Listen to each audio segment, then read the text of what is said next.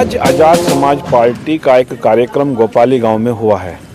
क्योंकि आज़ाद समाज पार्टी की बात करें तो 2027 को कहीं ना कहीं सफल बनाने के लिए जो भीम आर्मी के जो या राष्ट्रीय अध्यक्ष हैं, आज़ाद समाज पार्टी के राष्ट्रीय अध्यक्ष हैं सांसद चंद्रशेखर आज़ाद, वो कहीं ना कहीं एक दलित मुस्लिम समीकरण के जरिए उत्तर प्रदेश की राजनीति में कहीं ना कहीं अपनी मजबूत पकड़ बनाने का एक कहीं ना कहीं रणनीति पर वो काम कर रहे हैं और उत्तर प्रदेश के विधानसभा चुनाव के वो किंग मेकर बनना चाह रहे हैं। उसी को लेकर जो मुस्लिम समाज के युवा कहीं ना कहीं नेता हैं वो कहीं ना कहीं उनको अपने आप से जोड़ने का काम कर रहे हैं।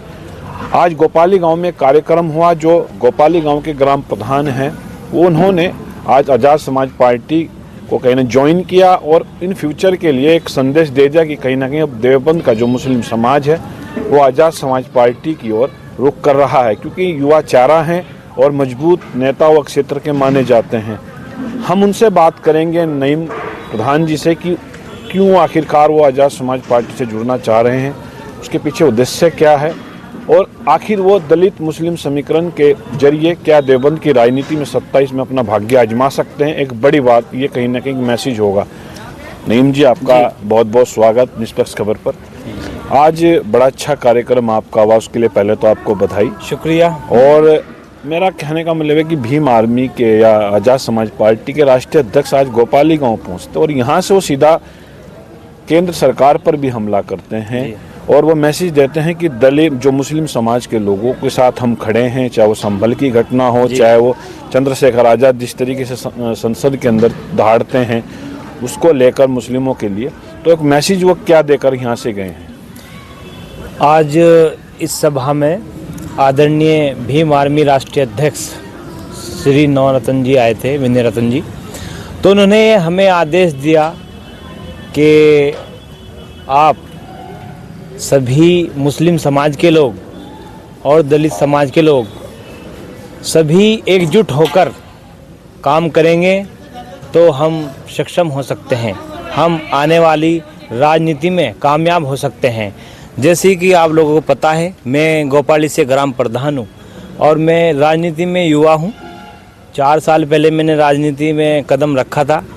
मुझे गांव के लोगों ने बहुत सपोर्ट किया और मुझे भारी मतों से जिताया और उसी से आगे चलते हुए मैंने अपने क्षेत्र में देवबंद विधानसभा में लोगों से मिलना स्टार्ट किया और फिर इस प्रोग्राम की शुरुआत की।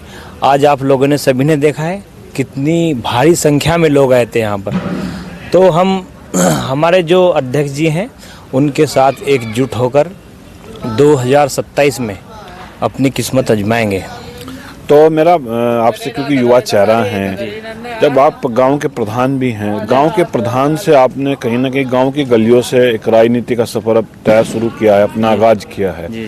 इन फ्यूचर में अगर बात करें भविष्य में तो आप राजनीतिक शोहरत या राजनीतिक पहुंच के लिए क्या आपके दिमाग में है कि मुझे कहां तक जाना है, कैसे राजनीति करनी है, किस तरीके से अपने लोगों के बीच में जगह बनानी है, उसको लेकर आपका फ्यूचर का क्या प्लान? जी, मैं राजनीतिक की तो बात नहीं कहता, लेकिन मैं क्या हूँ, एक छोटा सा प्रधान हूँ अपने गाँव में और मैं जिस अंदाज में काम कर रहा हूँ वो पूरे मेरे क्षेत्रवासी को पता है।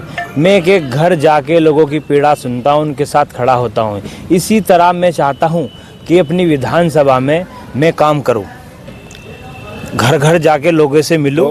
ऐसा नहीं है कि चुनाव आया और हम लोग मीटिंग ये सब कर रहे हैं, लोगों से मिल रहे हैं। मैं चाहता हूं कि मैं इलेक्शन लड़ूं या ना लड़ूं वो तो बाद की बात है, लेकिन मैं सबकी पीड़ा में साथ खड़ा रहूंगा। क्या आपका सपना है? क्योंकि चंद्रशेखर आज़ाद भी कहीं ना कहीं एक छोटे से गांव से निकले थे, आज भारतीय राजनीति में अपने आप को स्थापित कर चुके हैं, सांसद बनकर नगीना से। जी। तो क्या अगले अगर बात करें 2027 के विधानसभा जो चुनाव होंगे, क्या नई प्रधान गोपाली, नई विधायक देवबंद भी हो सकते हैं? वो पार्टी का निर्णय रहेगा। अगर पार्टी डिसाइड करती है कि प्रधान को लड़ाना है नईम को, तो मैं उनका आभार व्यक्त करूंगा और मैं मेहनत करके और खुद को आजमाऊंगा, खुद की किस्मत आजमाऊंगा और मैं एक विधायक दे सकता हूं पार्टी को। अगर आप सपोज करिए, मान लीजिए, क्योंकि फ्यूचर में कुछ भी हो सकता है जी, अगर आप विधायक बनते हैं देवबंद से, तो आपकी प्राथमिकता क्या रहेगी? किसके लिए आपके क्या आपके पास विजन है देवबंद के लिए? प्राथमिकता यही है जो जैसे मैं अपने गांव में काम कर रहा हूं लोगों के लिए, घर घर जाके उनकी समस्याओं को सुनना। सबसे पहले मैं एजुकेशन पे ध्यान रखूंगा। एजुकेशन मोस्ट इम्पोर्टेंट है। आदमी एक दिन भूखा सो ले, 2 दिन सो ले, और अगर एजुकेशन पाएगा तो वो आने वाली नस्लों को बहुत फ़ायदा होगा। मैं एजुकेशन पे काम करूँगा, गरीबी पे काम करूँगा, गरीबी पे काम करूँगा। गरीबी पर जी। मेरा आपसे क्योंकि बात करते हैं, यहाँ आज कार्यक्रम था, काफ़ी मुस्लिम समाज के लोग भी थे, दलित समाज के लोग भी थे, जी जी, सर्व समाज के लोग थे, पिछड़े समाज के भी लोग थे। तो उसको लेकर नईम प्रधान जो आप लगातार काफ़ी समय से आप लगे हुए थे, भीम आर्मी की पूरी टीम, सांसद चंद्रशेखर को अगर हटा लीजिए वो नहीं थे, लेकिन पूरी टीम आज यहाँ आपके गाँव में मौजूद थी। जी।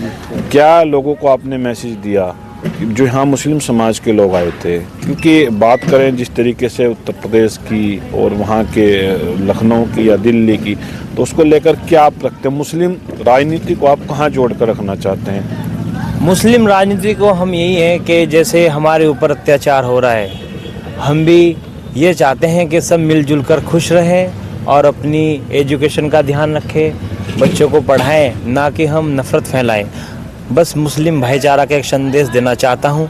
यहाँ पे सर्व समाज के लोग थे आज, और मुझे बहुत खुशी हुई कि मैंने बुलाए और सर्व समाज के लोग सभी मेरे पास आए, और ये मेरा जो छोटा सा कार्यक्रम था इसको बहुत बड़ा बनाने का काम किया। मैं सबका शुक्रगुजार हूँ। आपके कार्यक्रम में बात करें, सपा को झटका दिया गया है यहाँ से, जो सपा के प्रदेश सचिव हैं मौलाना असद कासमी, बड़ा नाम है। जी। अक्सर कर उनको टीवी में भी उनके भाषण चलते हैं, वो डिबेट चलती हैं। जी।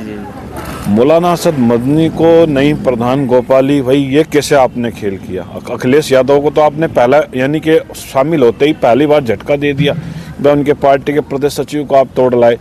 तो क्या फ्यूचर में समाजवादी के और भी नेता तोड़ेंगे आप? या समाजवादी में जो काम कर रहे थे हम ही कर रहे थे, हम ही लोग काम करते हैं ज़्यादातर टाइम पे। हम लोग सब चाहिए, मुस्लिम चेहरा समाजवादी को चाहिए, सब वोट चाहिए, लेकिन जब हमारे ऊपर कोई विपदा आती है, हमें कोई परेशानी होती है, तो हमारे लिए कोई नहीं खड़ा होता समाज। मौलाना असद मदनी को कैसे लाए वो बताइए जरा, कैमरे पे आप इस समय वो जैसे मौलाना असद कासमी को आप कैसे लेके आए? मौलाना अरशद कासमी हमारे बड़े नेता हैं, जुझारू नेता हैं। उनसे हमारे प्रदेश अध्यक्ष जी की बात हुई थी, हमारी भी बात हुई थी। हमने उनसे बोला था और कि हम अपना मुस्लिम भाईचारा जो है वो बनाना चाहते हैं।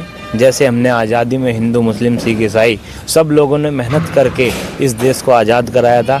हम आगे भी इस देश को आगे बहुत अच्छे मुकाम पे पहुंचाना चाहते हैं। और हमारे जितने भी सपा में नेता हैं, जैसे अभी अरशद जी आए हैं, और भी आगे नेता बहुत आने वाले हैं। 27 तक हम सब एक हो जाएंगे। हमारे 27 तक आप समाजवादी को समाप्तवादी कर देंगे? समाप्तवादी करने का हमारा पूरा विचार है। मेरा आपसे आखिरी सवाल है, अखिलेश यादव मुस्लिमों के कहते हैं कि हम उनके लिए लड़ाई लड़ते हैं, मुस्लिमों के लिए।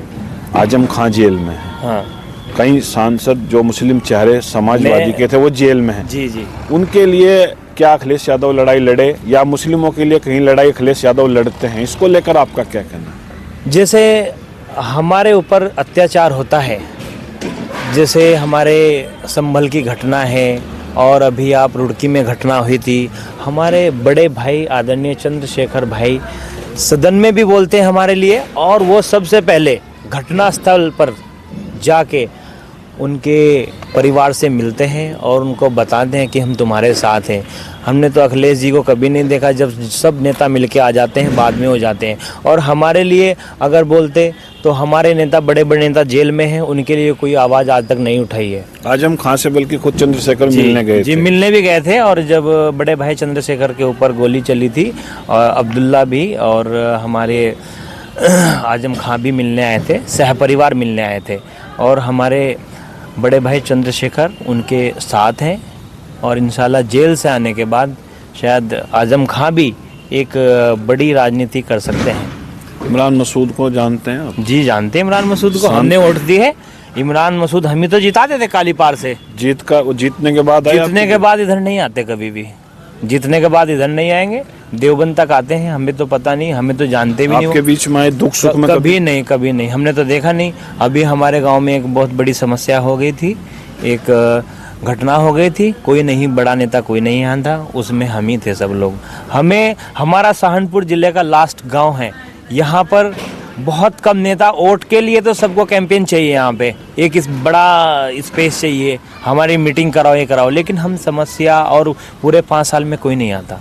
तो ये धन्यवाद आपका, जी, जो शुक्रिया, आपको बहुत बहुत शुक्रिया। शुभकामनाएं। जी, तो ये शुक्रिया। थे हमारे साथ नईम प्रधान, जो कहीं ना कहीं फ्यूचर की राजनीति को लेकर अपना अभी सही रणनीति में जुट गए हैं और 2027 में हो सकता है कि यही युवा प्रधान देवबंद का विधायक बने और क्षेत्र में विकास कराने में जिस तरीके से गांव में काम किया, इस तरीके से क्षेत्र में अपने आप को मजबूत करने का काम करे। ये आने वाला समय ही बताएगा। निष्पक्ष खबर पर हमारे साथ बने रहिएगा। देवबंद से प्रशांत त्यागी की रिपोर्ट।